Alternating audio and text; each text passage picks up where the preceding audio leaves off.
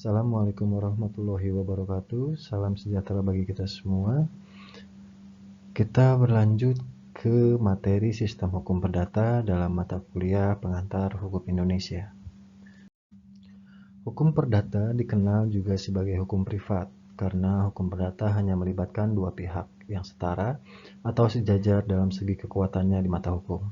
Namun dalam praktiknya sepertinya tidak demikian, karena belakangan negara juga dapat menjadi pihak dalam suatu hubungan keperdataan. Hukum perdata diartikan sebagai segala peraturan hukum yang mengatur mengenai hubungan hukum antara orang yang satu dengan orang lain. Definisi tersebut dikemukakan oleh Abdul Qadir Muhammad, di mana dalam definisi tersebut terdapat 3 unsur dalam hukum perdata, yaitu peraturan hukum, hubungan hukum, dan orang. Sejarah hukum perdata sama halnya dengan hukum pidana. Sejarah hukum perdata di Indonesia dimulai sejak era penjajahan Belanda, di mana di masa itu hukum perdata dibukukan dalam peraturan yang disebut dengan Burgerlijk Wetboek atau BW. Aturan tersebut merupakan warisan dari bangsa Prancis yang dikenal dengan Code Napoleon, dan Code Napoleon tersebut pula disusun berdasarkan hukum Romawi, yaitu Corpus Juris Civilis. Setelah Indonesia merdeka, maka BW tetap dinyatakan berlaku berdasarkan pasal 2 Aturan Peralihan Undang-Undang Dasar tahun 1945 sebelum diamandemen yang berbunyi segala badan negara dan peraturan yang ada masih langsung berlaku selama belum diadakan yang baru menurut Undang-Undang Dasar ini. Selanjutnya kita akan membahas mengenai subjek hukum perdata, di mana dalam hukum perdata subjek hukum yang dikenal ada 2, yaitu orang dan badan hukum. Seseorang baru dapat dikatakan sebagai subjek hukum apabila dia telah dikategorikan sebagai orang dewasa, di mana menurut KUH Perdata, seorang baru dapat dikategorikan sebagai orang dewasa jika sudah berumur 21 tahun atau sudah menikah sebelum 21 tahun. Hal tersebut disebutkan dalam pasal 330 KUH Perdata, sedangkan menurut Undang-Undang Nomor 1 Tahun 1974 tentang perkawinan, seorang sudah dianggap dewasa jika sudah berumur 18 tahun. Maka dapat disimpulkan bahwa seorang dapat dikatakan dewasa jika sudah berumur 18 tahun jika mengacu pada pasal 330 KUH Perdata tadi. Badan hukum diartikan sebagai organisasi atau perkumpulan yang didirikan dengan akta yang otentik dan dalam hukum diperlakukan sebagai orang yang memiliki hak dan kewajiban atau disebut juga dengan subjek hukum. Badan hukum memiliki tujuan dan kekayaan atau harta yang terpisah dari orang-orang yang mengurus badan hukum tersebut. Jika dilihat dari orang-orang yang mengurusnya, maka badan hukum dapat dibagi menjadi 2 jenis, yaitu badan hukum privat dan badan hukum publik. Badan hukum privat dibentuk dan diatur oleh hukum privat, seperti yayasan, koperasi, dan perseroan-perseroan terbatas. Sedangkan badan hukum publik dibentuk dan diatur oleh hukum publik, seperti negara, provinsi, kabupaten, dan lain sebagainya.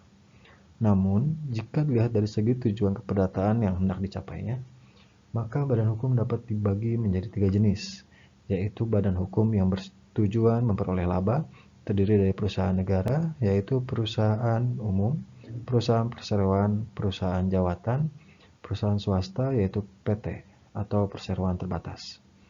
Badan hukum yang bertujuan memenuhi kesejahteraan para anggotanya, yaitu koperasi. Lalu badan hukum yang bertujuan bersifat ideal di bidang sosial, pendidikan, ilmu pengetahuan, kebudayaan, keagamaan.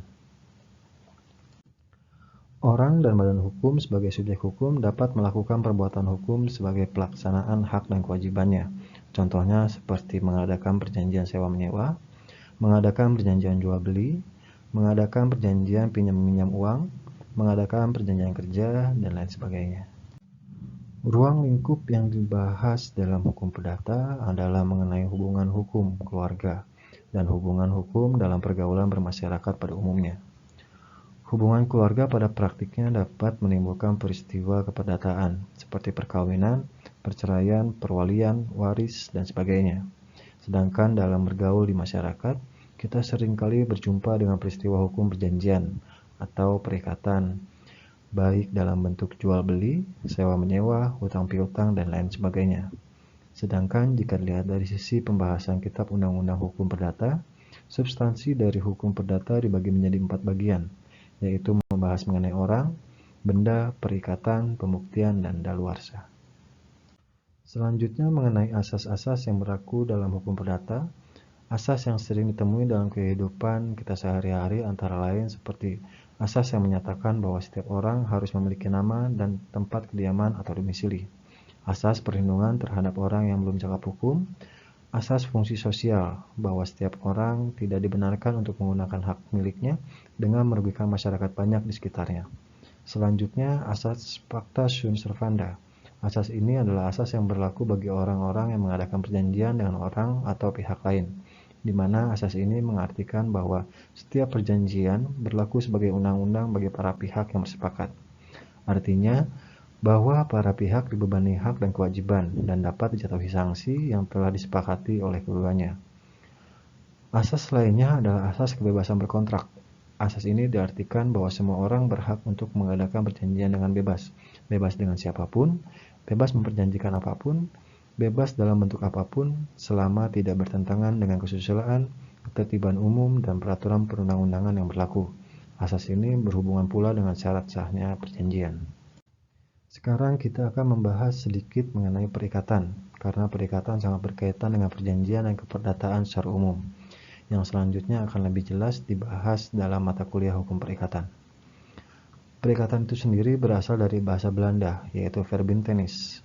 Subjekti mendefinisikan bahwa perikatan adalah suatu hubungan hukum antara dua pihak berdasarkan mana pihak yang satu berhak menuntut suatu hal dari pihak yang lain, dan pihak yang lain itu berkewajiban untuk memenuhi tuntutan tersebut. Buku 3 KUH Perdata mengartikan bahwa perikatan adalah hubungan hukum mengenai kekayaan harta benda antara dua orang, yang memberi hak pada yang satu untuk menuntut barang sesuatu dari yang lainnya, sedangkan orang lainnya ini diwajibkan memenuhi tuntutan itu. Pasal 1313 KUH Perdata menjelaskan bahwa perjanjian adalah suatu perbuatan di mana satu orang atau lebih mengikatkan dirinya terhadap satu orang lain atau lebih. Sedangkan pasal 1233 KUH Perdata mengatakan bahwa perikatan itu lahir dari perjanjian dan undang-undang. Berdasarkan pasal 1233 KUH Perdata sebelumnya, bahwa tiap perikatan dapat lahir dari suatu perjanjian atau undang-undang. Perikatan karena perjanjian muncul ketika dua orang atau lebih saling berjanji untuk memberikan atau melakukan atau tidak melakukan sesuatu. Contohnya adalah seperti jual beli, sewa menyewa, perjanjian hutang, mengadakan perjanjian kerja, dan lain sebagainya. Sedangkan perikatan yang lahir dari undang-undang muncul ketika seseorang menjadi subjek hukum berdasarkan suatu peraturan perundang-undangan atau karena perbuatannya. Perikatan yang lahir dari undang-undang ini dapat timbul dari dua sebab. Yang pertama, perikatan timbul karena undang-undang sudah mengatur perbuatan tersebut sebelumnya atau disebut dengan rehmatik.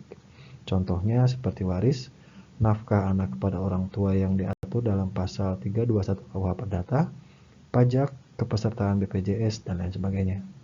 Dan yang kedua, perikatan dapat timbul karena perbuatannya tersebut melanggar atau melawan suatu peraturan perundang-undangan atau disebut dengan onrehmatik gedat. Contohnya seperti ganti rugi yang diatur dalam pasal 1365 KUH Perdata.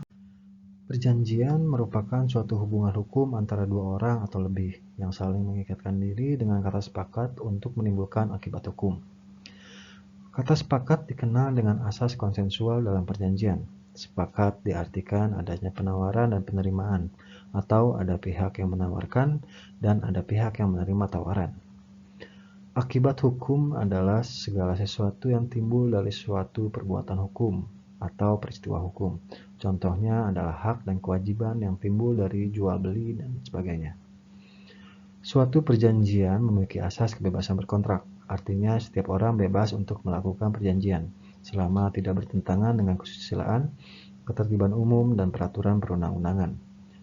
Asas kebebasan berkontrak tidak semata-mata bebas tanpa ada batasan, namun terbatas pada syarat sahnya perjanjian, seperti yang diatur dalam pasal 1320 KUH Perdata, yaitu syarat subjektif mengenai adanya kesepakatan dan kecakapan para pihak, dan syarat objektif mengenai hal tertentu dan kausa yang halal.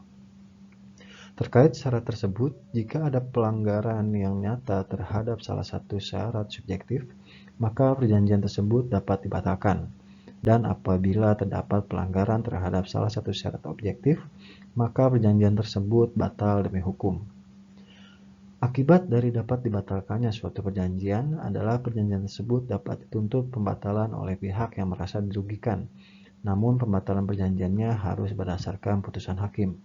Sedangkan akibat hukum dari pelanggaran terhadap syarat objektif adalah perjanjian tersebut dianggap tidak pernah terjadi atau batal demi hukum secara otomatis tanpa perlu penuntutan ataupun putusan hakim. Demikian materi sistem hukum perdata dalam mata kuliah pengantar hukum Indonesia. Terima kasih banyak atas perhatiannya. Assalamualaikum warahmatullahi wabarakatuh. Salam sejahtera bagi kita semua.